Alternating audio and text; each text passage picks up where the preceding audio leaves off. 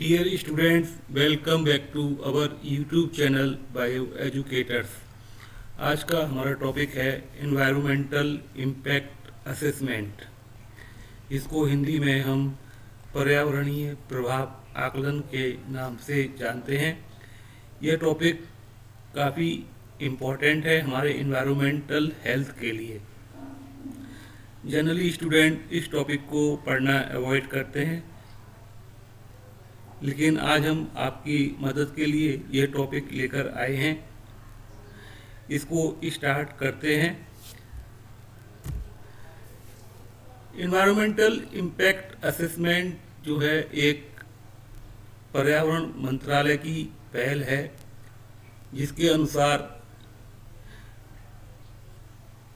किसी परियोजना को आरंभ करने से पहले उस परियोजना का पर्यावरण पर पड़ने वाले विभिन्न प्रभावों का हम पूर्वानुमान या आकलन करते हैं। जनरली सरकार के द्वारा या किसी एनजीओ के द्वारा या किसी लोकल पर्सन के द्वारा जब किसी क्षेत्र में कोई परियोजना या कोई फैक्ट्री या डैम या कॉलोनी बनाई जाती है, तो उन सब परियोजनाओं का इन्वायरमेंट पर क्या इम्पैक्ट पड़ेगा, इसके आकलन के लिए इन्वायरमेंटल इम्पैक्ट असेसमेंट को यूज किया जाता है।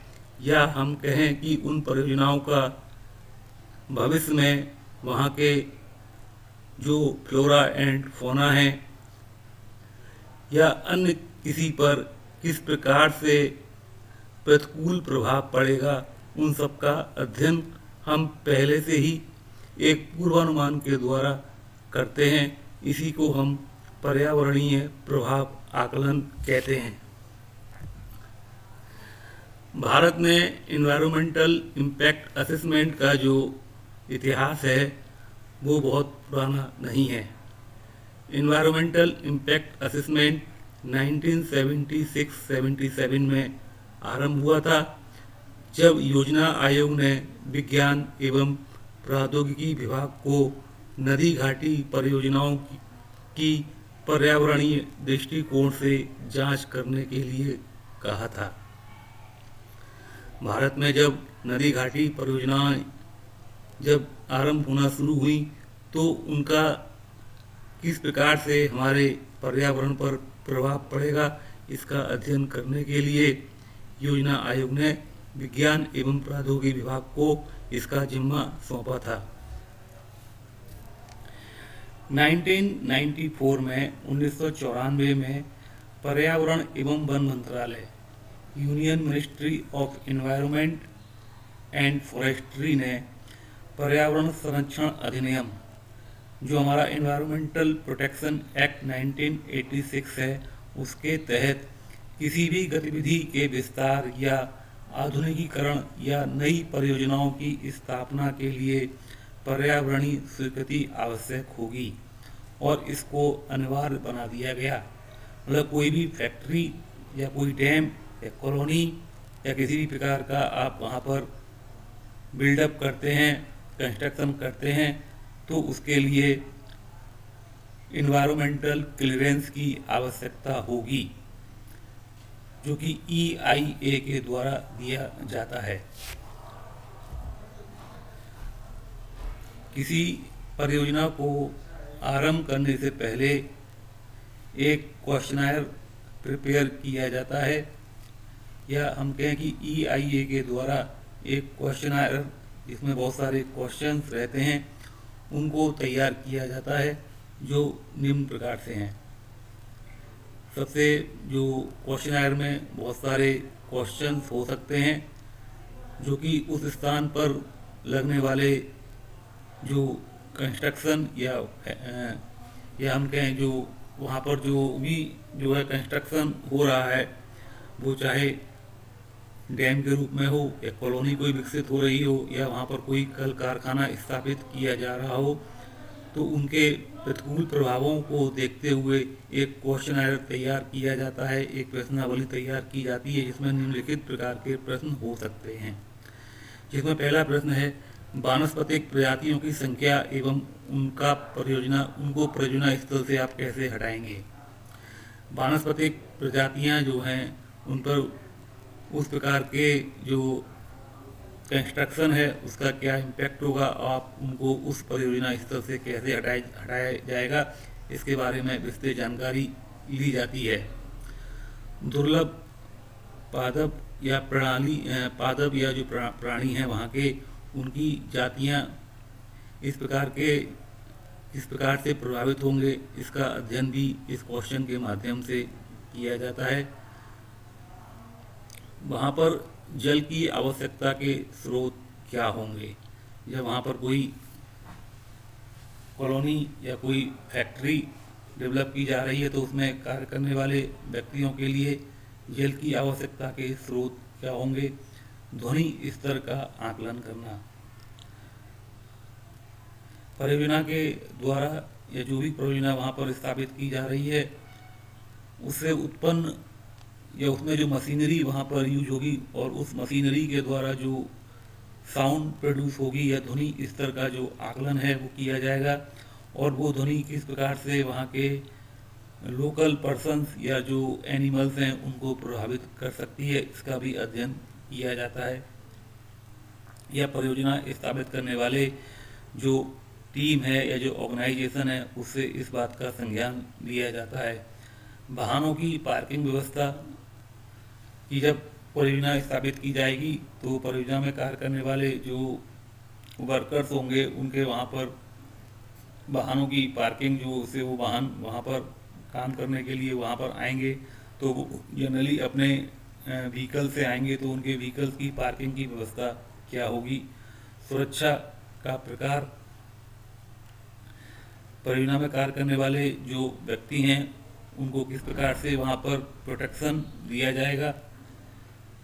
ट्रांसपोर्टेशन, जनता परिवहन का प्रकार, अगर वहाँ पर फैक्ट्री या परियोजना स्थापित की जाती है तो वहाँ पर फैक्ट्री में काम करने वाले लोगों के लिए ट्रांसपोर्टेशन की व्यवस्था कैसे की जाएगी। बाहित मलमूत्र के संग्रहण एवं निस्तारण का मानचित्र भी तैयार किया जाता है कि उस फैक्ट्री में कार्य करने वाले व्यक्तियों के जो एक्सक्रीटरी प्रोडक्ट्स होंगे उनका आप कैसे कलेक्शन और कैसे उनका वहाँ से निस्तारण करेंगे, इस बारे में भी क्वेश्चन पूछा जाता है। पुनः वृक्षारोपण का आयोजन, अगर कोई परियोजना किसी क्षेत्र में स्थापित की जा रही है तो वहाँ के जो फ्लोरा हैं, जो प्लांट्स हैं या उनका जो लॉस होगा तो आप किस तरीके से दूसरे स्थान पर उसका जो लॉस हुआ है उन प्लांट्स का, तो उनको कैसे आप पुनः उनको रोपित करेंगे। रीप्लांटेशन कैसे किया जाएगा। जीव जंतुओं के पुनर्वास की योजना, वहाँ पर रहने वाले जो अगर कोई एंडेमिक एनिमल्स हैं या और भी एनिमल्स हैं, अगर उनको परियोजना के द्वारा उनके हैबिटेट को लॉस होता है तो उनको दूसरे स्थानों पर कैसे उनको फिर से उनको रिहैब किया जाएगा, इसके बारे में भी क्वेश्चन पूछे जाते हैं। वातावरणीय प्रभाव आकलन के क्या उद्देश्य हो सकते हैं। वातावरणीय प्रभाव आकलन का जो मुख्य उद्देश्य है वो हमारे वातावरण को स्वच्छ एवं स्वस्थ रखना होता है, और इसमें जो सबसे बड़ा जो पॉइंट है, जो हमारा प्राइम जो ऑब्जेक्ट है वो हमारे वातावरण को जो है हानि का है। हमारे वातावरण को कम से कम लॉस हो, इस प्रकार से आकलन किया जाता है कि परियोजना कार्य भी जो है स्टार्ट हो, प्रारंभ हो जाए और हमारे वातावरण को नुकसान भी जो है कम से कम हो। परियोजना के बाद वातावरण पर पड़े विपरीत प्रभावों को कैसे हम सुधार सकते हैं। तो इसका एक ऑब्जेक्ट ये भी है कि परियोजना लग जाने के बाद जो हमारे एनवायरनमेंट को लॉस हुआ है तो उसको हम कैसे फिर से रीगेन कर सकते हैं, कैसे उसको हम जो लॉस है उसको फिर कैसे हम उनके जो है दुष्परिणाम है उनको कैसे हम कम कर सकते हैं। परियोजना के कारण बेदखल आवासियों के पुनर्वास की व्यवस्था, अगर किसी क्षेत्र में कोई परियोजना स्टार्ट की गई तो वहाँ के जो लोकल पर्सन थे उनको किस प्रकार से मुआवजा दिया गया है या दिया जाएगा और उनको कहाँ पर फिर से रीशिफ्ट किया जाएगा, इसके बारे में भी जो है इसके ये भी इसका एक प्राइम ऑब्जेक्ट है। पुनः वृक्षारोपण की व्यवस्था, जो प्लांटेशन का लॉस हुआ है परियोजना के कारण, तो उतने ही प्लांटेशन या उससे अधिक प्लांटेशन की व्यवस्था किस स्थान पर की जाएगी जिससे हमारा एनवायरनमेंट हेल्दी रहे। परियोजना स्थल के जीव जंतुओं की सुरक्षा एवं दूसरे सुरक्षित स्थानों पर भेजने की व्यवस्था। उस परियोजना स्थल पर रहने वाले जीव जंतुओं की सुरक्षा किस प्रकार से की जाएगी जिससे उनकी जो डाइवर्सिटी है वो मेंटेन रहे, और अगर उस स्थान पर, परियोजना स्थल पर इन जीव जंतुओं का रहना अगर मुश्किल है तो कैसे उनको दूसरे स्थानों पर भेजा जाएगा।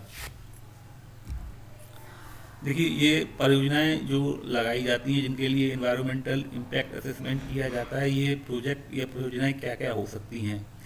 इनमें दीर्घ सिंचाई परियोजना, किसानों के लिए यह सिंचाई परियोजना शुरू की जाती हैं।